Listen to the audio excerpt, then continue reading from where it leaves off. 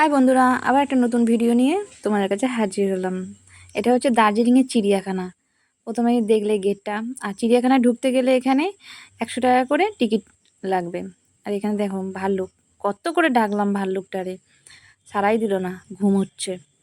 তো গিয়ে আবার একটু আগলাম, আগিয়ে দেখলাম বাঁদর। তারপরে এই বাঘটা কী করছিল আমি বুঝতে পারছিলাম না, ও শুধু পায়চারি করছিল, আমি বুঝতে পারছিলাম না যে ও কী করতে চাইছে। তারপরে আরও আগিয়ে আগিয়ে দেখলাম। আর এখানে একটা জিনিস বেশি দেখলাম যে সব কিছু মরা, মানে মরা জিনিসকে বেশি রেখে দিয়েছে। আর সবথেকে একটা জিনিস তো দেখে আশ্চর্য হয়ে গেলাম, মানে কেমিক্যালের মধ্যে, মানে পশুর মানে আর কি বাচ্চা হয়েছে, সে বাচ্চাটা মরে যায় কি ওরা কি করে ওরা একটা কেমিক্যালের মধ্যে মানে রেখে দিয়েছে সেটাকে।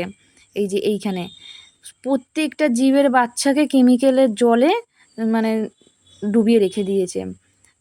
বাঘের বাচ্চা, তারপরে আরও অনেক কিছু, বিড়ালের বাচ্চা, ডাইনোসরের বাচ্চা, অনেক। আর এখানে দেখো মরা কত রকমের প্রজাপতি, কত রকমের পোকা, সব কিছু মরা রেখে দিয়েছে এখানে। তো এখানে দেখছি এটা মরা চিড়িয়াখানা না জ্যান্ত চিড়িয়াখানা, মানে জ্যান্তর থেকে মরা বেশি রয়েছে।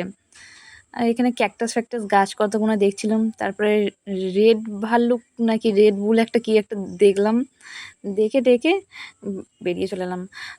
আমার অতটা যাওয়ার ইচ্ছে ছিল না চিড়িয়াখানায়। চিড়িয়াখানা গেলে কি ওই তো ওই সবই, বাঘ ভাল্লুক বেড়াল কুকুর এইসবই, শিয়াল সাপ।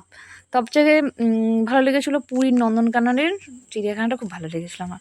তো এখানে দার্জিলিং চিড়িয়াখানাটা অতটা ভালো লাগলো না, তবুও বাচ্চা ছিল, বাচ্চাদেরকে নিয়ে যেতে হয়েছিল। ভিডিওটা ভালো লাগলে একটা লাইক কমেন্ট শেয়ার